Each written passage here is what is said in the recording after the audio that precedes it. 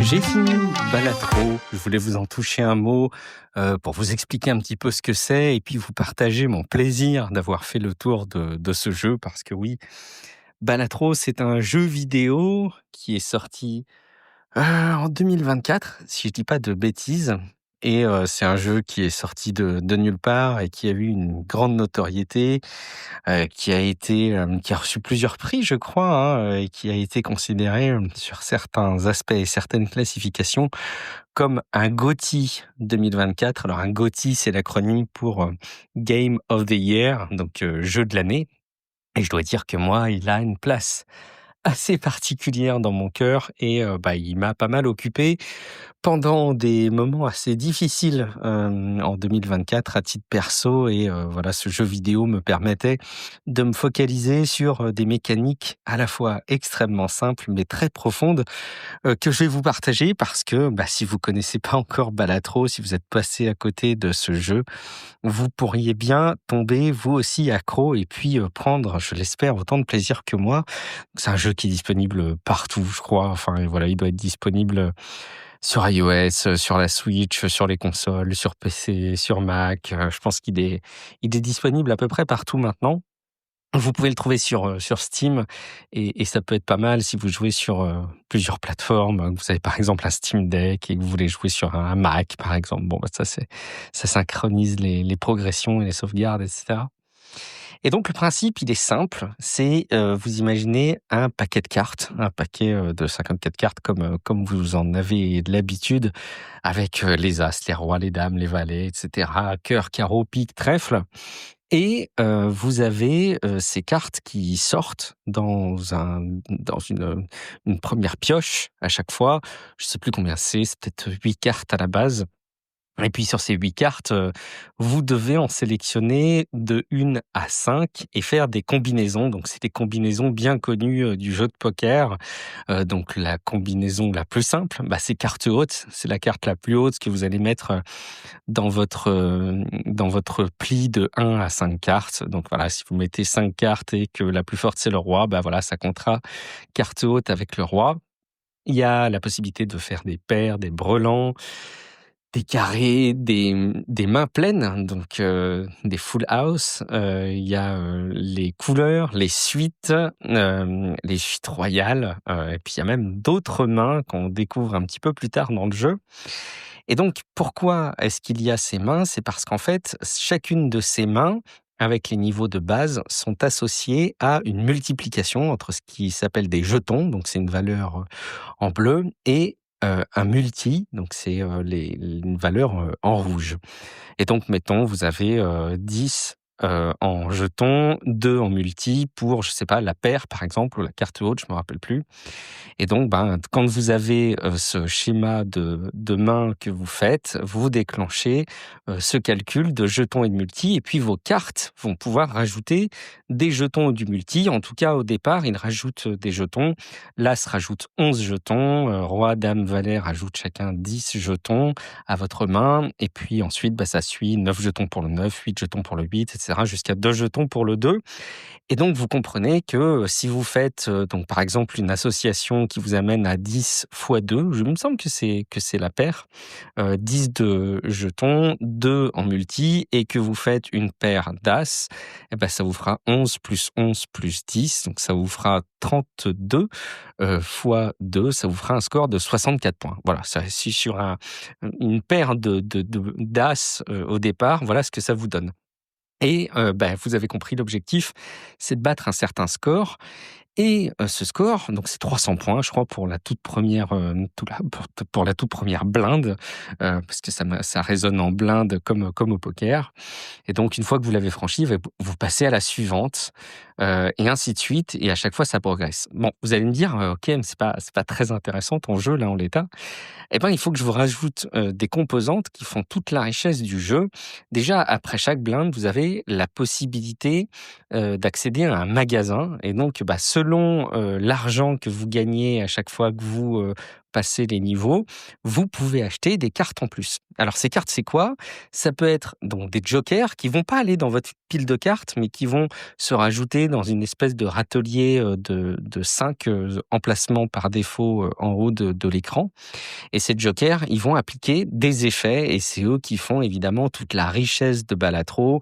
Il va y avoir des jokers qui vont vous rajouter des jetons, qui vont vous rajouter du multi, qui vont vous faire qu'une chance sur 4, vous augmentez les niveaux des différentes possibilités de main que je vous ai décrites. Ça rajoute x4 au multi si c'est des carrés, etc. Et les mécaniques sont hyper riches parce qu'il y a 150 jokers, je crois, dans le jeu, dont une bonne partie sont à débloquer, avec certains qui sont communs, d'autres rares, d'autres peu communs. Et évidemment, il y a les jokers les plus rares qui apportent le plus de bénéfices. Et puis, il y a des combinaisons entre ces jokers qui, là aussi, apportent énormément de profondeur et de possibilités au jeu. Dans ce magasin, donc vous allez pouvoir acheter des jokers et ces jokers, ils restent en jeu aussi longtemps que vous les gardez jusqu'à ce que vous souhaitiez les revendre. Après, il y a des niveaux plus difficiles dans Balatro où les jokers sont soit éternels, donc une fois que vous les avez achetés, vous pouvez plus les revendre, soit au contraire éphémères, donc au bout de 5 tours, ils s'en vont. Donc voilà, faut composer un petit peu avec les particularités du jeu. Et donc en plus des jokers qui restent dans votre jeu en permanence, dans votre écran, vous avez d'autres cartes. Vous avez par exemple les cartes tarot.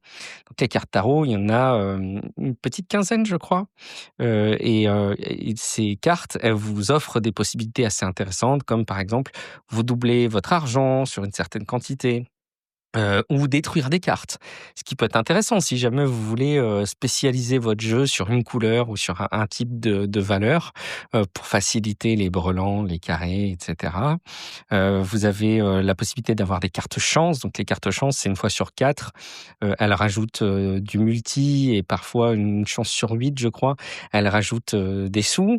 Et voilà, vous avez la possibilité de changer les couleurs de certaines cartes. Vous avez la possibilité d'en dupliquer. Bref, les cartes tarot vous permettent d'influencer les cartes que vous avez dans votre paquet de départ. Donc, vous pouvez quelque part faire une espèce de deck building et ajuster le jeu en fonction de vos envies. Vous avez d'autres cartes aussi. Donc, il y a les cartes planètes. Les cartes planètes, elles vous augmentent les niveaux des différentes mains. Donc, par exemple, au lieu de faire 10 x 2 de base au niveau 1 pour la paire, eh ben, si vous achetez la lune, je crois, c'est la planète qui correspond à la paire, eh ben, ça va vous augmenter de 10 jetons et de 1 multi la paire. Donc, au lieu d'être 10 x 2, ça va être 20 x 3. Enfin voilà, je suis plus très sûr des valeurs, mais en tout cas, c'est ça le principe. Les planètes vous permettent d'augmenter vos mains. Et puis, vous avez aussi les cartes spectrales. Donc là, les cartes spectrales, c'est des cartes qui modifient plus puissamment encore votre jeu ou votre joker. Et donc voilà, vous arrivez avec ce principe de Balatro à essayer d'arriver la huitième mise, la huitième hante, comme on dit. Et à chaque fois, chaque hante est constituée d'une petite blinde, moyenne blinde et grande blinde. Et pour parachever ma description du jeu, je dois aussi indiquer que chacune des hantes est constituée d'un boss. Et ce boss vous ajoute une difficulté supplémentaire. Par exemple, il va vous dire pas de main répétée. Donc là, par exemple, vous n'avez pas le droit de faire que des paires. Vous devez faire des paires, brelans, cartes hautes, etc. Ou au contraire, impossible de jouer les cartes carreaux. Ou au contraire, interdiction de jouer le type de main que vous avez l'habitude de jouer. Ou, très difficile, il y a très grosse blinde. Ça, c'est un boss qui est très difficile parce que il vous amène un score à franchir qui est énorme. Et puis, vous avez aussi les coupons dans les magasins qui sont aussi des éléments qui affectent un petit peu le jeu, qui sont à débloquer. Il y en a quelques dizaines aussi, je crois. Bref, c'est un jeu extrêmement riche. Il est beaucoup plus simple à appréhender que ce que je peux vous le décrire à l'audio. De toute façon, décrire un jeu vidéo comme ça à l'audio, c'est pas évident. Mais je vous assure qu'il est accessible pour beaucoup et surtout, il est extrêmement addictif parce que très vite, on a ce plaisir d'arriver à faire des scores qui explosent ce qu'on pensait inatteignable avec, vous l'imaginez, toute une somme de succès et de défis. Et la raison pour laquelle, je suis assez fier aujourd'hui d'avoir terminé Balatro, c'est qu'il y a plusieurs paquets de cartes, dans Balatro. Donc il y a le paquet de cartes de base, il y a le paquet, plasmique par exemple, où il y a une mécanique de jeu qui est un petit peu différente, où il y a un paquet de cartes aussi où, il y a, le bon nombre de cartes, mais elles sont toutes mélangées. Enfin, il y a aucune logique. Donc par exemple, il peut y avoir, 8 rois, il peut y avoir, aucun 7, il peut y avoir, plein de 2 et cetera, et les couleurs sont réparties de manière aléatoire. Voilà, il y a plusieurs decks et à chacun de ces decks correspond une série de 8 difficultés. Donc il y a, un peu à la manière des poupées russes, des espèces d'imbrications de gameplay qui sont vraiment fascinantes, et je vous assure que, chaque, run de Balatro, chaque partie de Balatro amène une espèce de saveur différente, qui est, hyper satisfaisante. En plus, on débloque des cartes au fur et à mesure, et donc là, ça y est, j'ai tout terminé. J'ai terminé, tous les decks dans toutes les difficultés. Il y a 20 défis, que j'ai eu, grand plaisir à faire aussi et qui étaient plus simples que je ne le pensais, que j'ai réussi à faire. J'ai débloqué aussi aujourd'hui, les dernières cartes que je n'avais pas débloquées. Il me manque quelques succès, je crois qu'il me manque 5 succès, sur Steam. Je ne sais pas si j'aurai le courage d'aller jusqu'au bout, mais en tout cas, c'était vraiment une épopée incroyable. Par décence et par respect, je ne vous dirai pas le nombre d'heures que j'ai passé sur Balatro, mais j'ai très régulièrement passé quelques soirées à faire, quelques petites parties, et ça m'a énormément aidé à me vider la tête et à prendre plaisir. Si vous connaissiez pas Balatro, foncez, et puis, si jamais vous êtes un petit peu sujet aux jeux, addictifs, évitez de vous y frotter parce que je pense que ce jeu va vous gagner. Voilà, je vous mets, en tout cas le lien dans les notes de l'épisode, et puis en attendant, je vous dis à demain pour un prochain épisode de La Voix de Guillaume.